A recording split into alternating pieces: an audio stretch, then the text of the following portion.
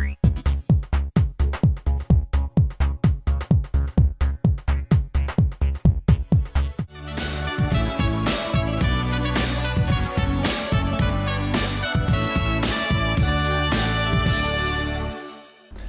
to Mainland, your local regional television station. I'm Graham O'Brien, and some of the stories coming up in today's news. Association calls for change, local loans for local businesses, strengthening needs more sponsorship, and more. The Nelson Residents Association is calling for new blood for the upcoming local body elections later this year. They say they want competent people to become councillors due to the widespread concern in the community. The NRA has said that claims have come in of reckless spending, lack of transparency, bewildering decisions, little public consultation, along with bad judgments. Chrissy Small spoke to President Mike Rodwell about these claims. The Nelson Residents Association is calling for new blood. Now, Mike, tell us a bit why that is. Oh, well... And we're talking about new blood, not for the Residents Association. No, we're talking about local government. And it must interest most people, because just before coming to the studio, got a list of things that concern people. There's log fire burners, that's dragged on. Things that come to mind, Lewis Stanton, that's dragged on for ages. I can't seem to sort that out. And the Southern Link. So local government and interacting with the community at large is vital, very important. And we just feel like a lot of people, perhaps things not working out so well. We're not being listened to. Okay. That's quite a serious thing to be saying, isn't it? Oh, well, it is a serious situation. And just one issue that we've been very involved with the organisation has been the Trafalgar Centre, so, a civic hall. It was due to be pulled over probably, because the chief engineer said the piles only went down 3 metres. Well, fortunately, we've got some really competent people in our organisation, Nelson Residents, namely self-employed Kerry Neal builder, and he knew that they went down 11 metres. So that meant that the building, shouldn't be pulled over. Unfortunately, due to his efforts, the building saved. If that had been pulled over, that would have been about a $60 million cost to the community to replace. That's just one issue. That's right. And we're talking about largely a retirement community, aren't we? Well, we are. Yeah, I guess we are. Yeah. Well, and there's a lot of those have limited income. I live in Richmond, so I've got a perspective of what's going on there.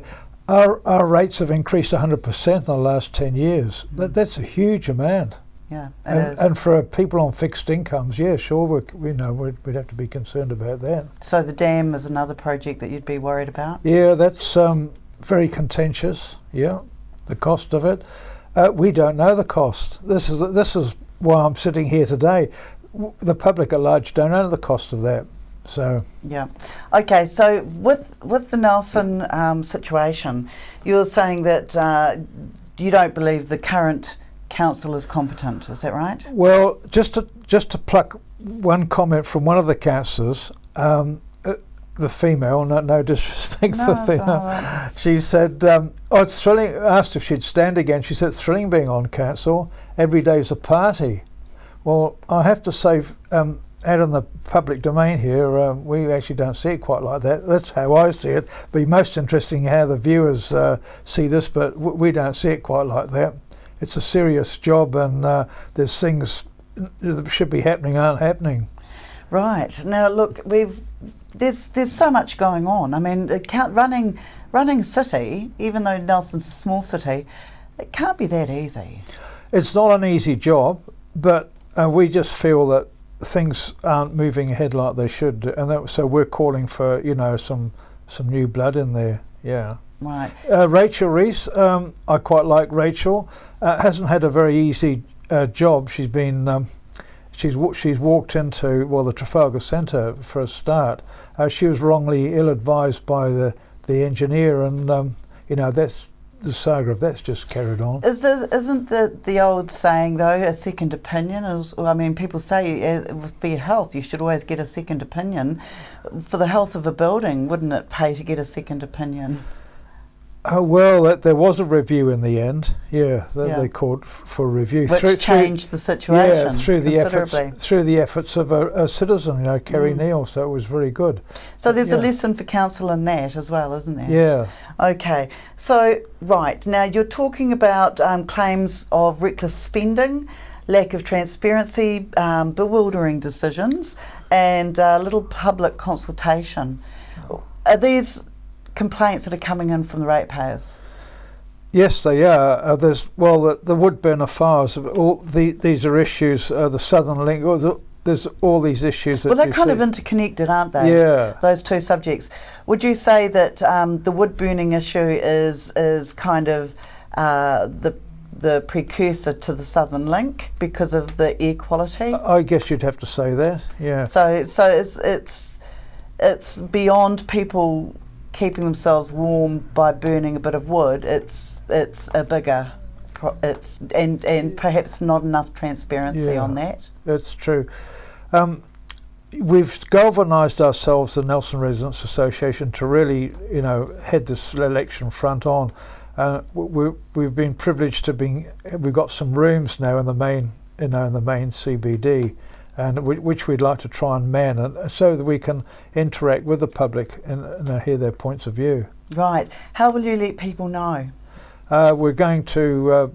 It's in our press release actually that we've got these buildings and we're going to man it. And I guess once it gets open and more people get to know about it. So that's a departure. We've never had the privilege of downtown offices to interact with the public. So that's right. Good. And who's paying for these offices? Well, fortunately, one of our members is in real estate, and these rooms were up for lease and they haven't been leased. So Gare Thompson, and he very kindly said, well, we could use them, until they get leased. So. Right. Now, the Ratepayers Association, is it purely voluntary? Yes, it is. Yeah, it's not a large group, I must say. That's another thing we hope to do, is strengthen our membership through these rooms. It'd be good to have some more people. So people have got issues like the height of their fence, the gaps between the fence posts. Well, that was a crazy saga. It's shocking. So, but we're not just looking at Nelson Council. I mean, it seems that there's a lot of decisions being made right around the country from councils that are impacting financially and on the lifestyle of their ratepayers. One of our concerns as a local group here, we interact with councils around the country, and there's issues. Kypra, a huge debt there that they've got into there.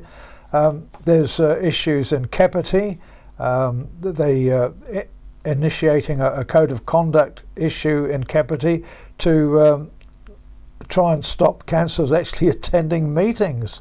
So the culture, I guess this election for us as a group, we're trying to change the culture, these fundamental things. It's very, very important. Well, it's kind of shutting out the people that put them into power, isn't it? It's amazing. So what should be done? Well, we're calling for, we'd like to see some new blood in the council. I won't be standing.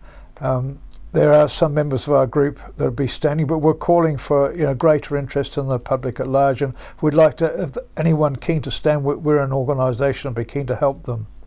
Yeah. Okay. Locals helping locals get into business is what the Nelson Enterprise Loan Trust is all about. I spoke with manager Bruce Dyer to find out more about this Nelson-led initiative. Bruce, can you tell us a little bit more about the Nelson Enterprise Loan Trust, please? Well, the trust was established in 1997, so that means it's been operating for 18 years. It makes loans to small businesses in the wider Nelson region, and it makes loans of up to $20,000 to businesses that are deemed ethical, and by that we mean socially and environmentally responsible. Yeah, so up to 20,000. People need to have a business plan. They need to have a cash flow that stacks up, a forecast that stacks up, and Yeah, that's pretty much the critical thing for us as well. That is that they have integrity, so that even if the security is we need security, but often that isn't readily realised if push comes to shove. So we depend on people having integrity to repay it one way or the other. Sure, and that was actually my next question. Why would people come and take a loan from Nout rather than go down to one of the bigger banks down the road? And you talk about integrity. I don't think that the bank really has that on their form when you fill it out. Yeah,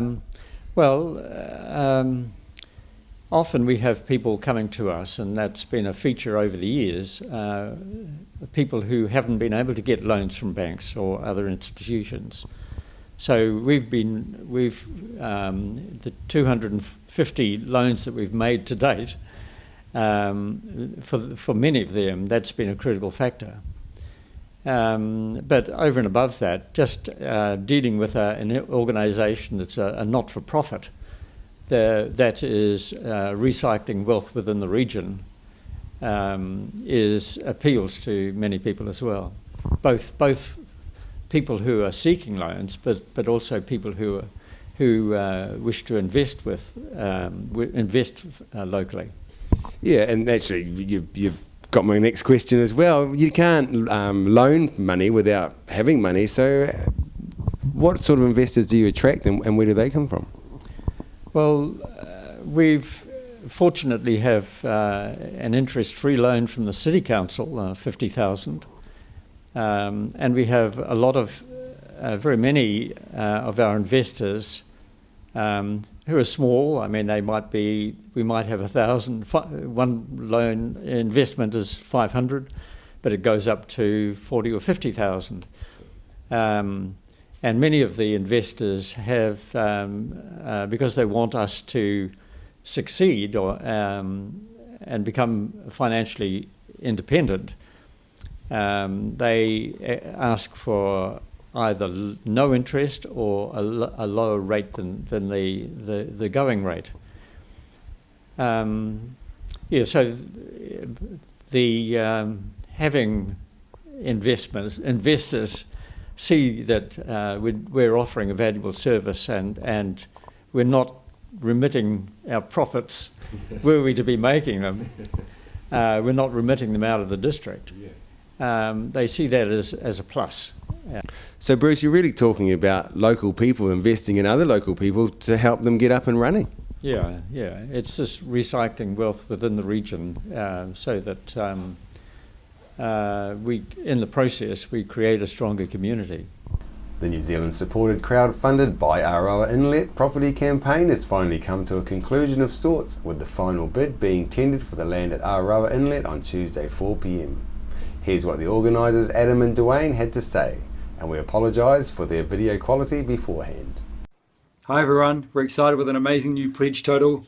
Woohoo! 39,249 pledges. Well done, team. Well done. Just come in. So amazing community spirit. Thank you so much for everyone who's pledged. Win or lose, this has been an amazing gift for everyone, actually. Yep. We hope you can join the celebration today. I think we've done something very special. We started this not knowing much, but it has been an adventure, and it's been such a pleasure to join with the country and doing something very special. So win or lose, thank you so much. Amazing. Thank you. Cheers. HMNZS Otago is coming to Nelson this weekend on the way home after being in the sub-Antarctic Auckland Islands with young Blake expedition participants. This is the first ever visit for the HMNZS Otago to Nelson, arriving on Saturday and staying until Wednesday next week as part of the 75th anniversary celebrations. HMNZS Otago will be hosting a public open day from 1 p.m. to 5 p.m. on Saturday, offering a great chance for people to find out more about the Navy of today. This is also a rare opportunity to get up and close with one of the Navy's 2 offshore patrol vessels. At 11:30 a.m. on Sunday, there will be a service at the HMS Neptune Memorial on Wakefield Quay to commemorate the loved ones that 4 Nelson families lost. The HMS Neptune sank after hitting an enemy minefield in the Mediterranean on the 18th of December 1941, with the loss of all but 1 man, including all 150 New Zealanders on board. The name Operation Neptune was chosen to highlight the greatest single loss sustained by our Navy. A Sponsor a Seat campaign took off on Saturday evening at Nelson's Opera in the Park with 50 seats sponsored. The Nelson School of Music is considered to be one of the finest concert halls in the Southern Hemisphere. Currently it is undergoing major redevelopment and earthquake strengthening, which will see the 1901 Heritage Auditorium fully restored along with construction of a state-of-the-art music school. The restoration of the auditorium will include new comfortable seats, some of which will be raked to improve sightlines. The public are invited to support this exciting project by sponsoring a seat in the restored auditorium. Each donation of $750 per seat will make a generous contribution to the redevelopment project and will be acknowledged with a brass inscription plate on a seat, as well as being invited to an exclusive event for seat sponsors once the school reopens. In addition, donators will receive a special certificate commemorating their generosity with donations qualifying for tax rebates. A series of Get Moving Family Bike Fun Days sponsored by TDC begins on Sunday the 21st of February in Golden Bay, followed by Motueka on the 28th of February and Rabbit Island on the 6th of March. Tasman District Council Community Partnership Coordinator Mike Tasman-Jones said there was an array of free activities and courses on offer. These include a slow bike race as well as pedaling and newspaper tossing skills in the Paperboy Challenge. Or take advantage of the free bike check and tune or any one or all of the bike skills courses on offer. After the break, we'll bring you the latest weather update and some events and happenings coming up from around the region. Nelson Tire Center. Great prices, great service. Buy your own Bryford trailer. All types, all sizes. See Colin Douglas for your tires and batteries. Are you looking for a scooter, walker, wheelchair, baby seats or pushchairs? Then come in and see the Nelson Region Specialist at Mobility for You, 269 Queen Street, Richmond, opposite the library. We have a huge selection of scooters, walkers, wheelchairs and accessories, along with a free booklet guide. We also provide a breakdown service if you ever get a puncture or a flat battery. We have fully equipped service vans to rescue you. Hi, I'm Robin Jordan and I invite you to call in and see the friendly team at Mobility for You, 269 Queen Street, Richmond, opposite the library. Why would you want to pay as much as $1,000 for a single bed mattress when you can buy a high quality locally made mattress like this for as little as $220? And a queen size mattress could cost you in excess of $3,000, but at Nelson Beds you could have a mattress like this as low as $425. So why would you go out and spend a fortune on your child's bedroom when you can come to Nelson Beds and buy a complete single mattress and base set, a 7-drawer Scotch chest, a headboard and a 3-drawer bedside cabinet for as little as $979? So call and discuss our custom manufacturing options and local after sales service at Nelson Beds, Nelson's only bedding manufacturer.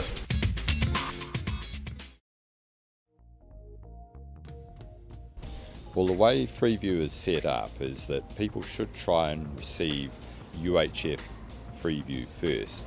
Satellite should really only be a fallback option if you live in a country or out in the country, or you live in an area that's maybe shielded from the transmitter.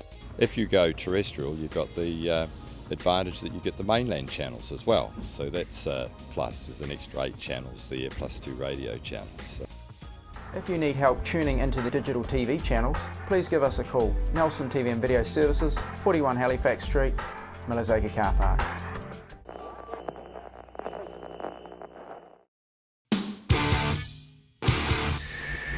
.1 The Shed. Welcome to Smugglers Pub and Cafe, open 7 days a week with free parking all day. Our lunch menus have that fat old-fashioned flavour where we treat you like treasure with the food you'll savour. We cater for children, grannies and granddads too, with special rates and privileges given to the elderly lunchtime crew. Our staff are friendly and kind and want to see you all come back time after time. Daytime or evening, it doesn't matter. Give us a call on 546 4084 and we'll be happy to spoil ya.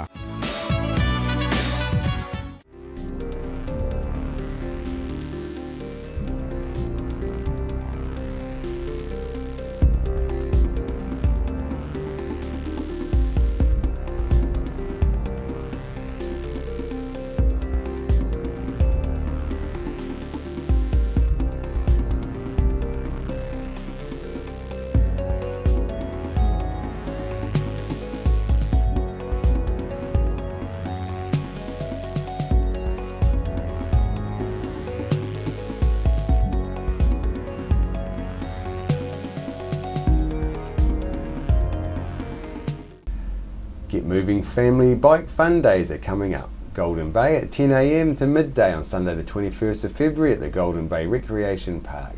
In Motueka 1 p.m. to 3 p.m. Sunday the 28th of February at Motueka Recreation Centre on Old Wharf Road. And in Richmond from 2 to 4 p.m. on Sunday the 6th of March, Conifer Park, Rabbit Island.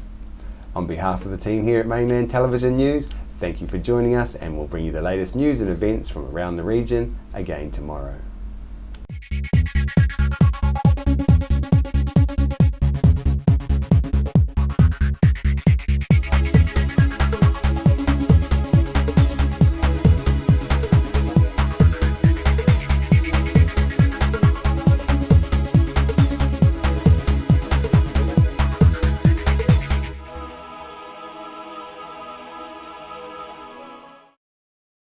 Supporting local content so you can see more of New Zealand on air. Hi, I'm Paul Mainland and you're watching Ego TV, or something along those lines. We're the team at JCar, right here in Nelson, 120 Hardy Street.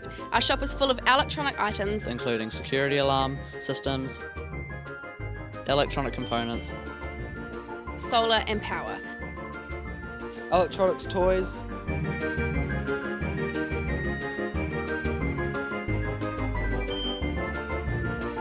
sound systems, cables, and much, much more.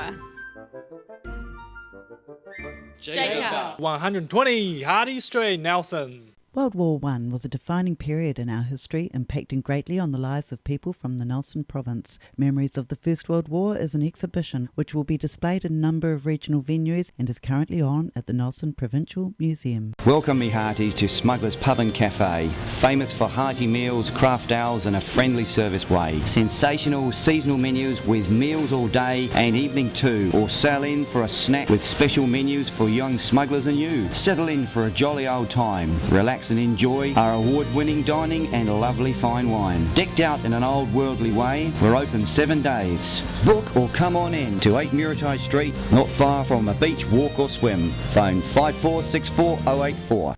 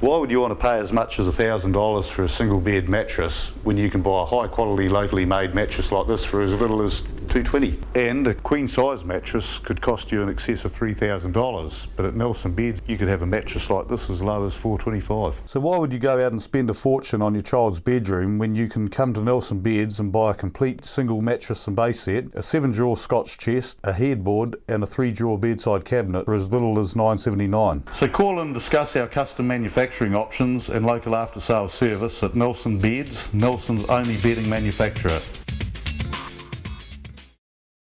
World War I was a defining period in our history, impacting greatly on the lives of people from the Nelson province. Memories of the First World War is an exhibition which will be displayed in a number of regional venues and is currently on at the Nelson Provincial Museum. Are you looking for a scooter, walker, wheelchair, baby seats or pushchairs? Then come in and see the Nelson Region Specialist at Mobility for You, 269 Queen Street, Richmond, opposite the library. We have a huge selection of scooters, walkers, wheelchairs and accessories, along with a free booklet guide. We also provide a breakdown service if you ever get a puncture or a flat battery. We have fully equipped service vans to rescue you. Hi, I'm Robin Jordan and I invite you to call in and see the friendly team at Mobility for You, 269 Queen Street, Richmond, opposite the library. You can't touch this. You can't touch this. Tune into Sunshine Radio, 87.8 and 107.5 FM. The music hits so hard, can't touch this.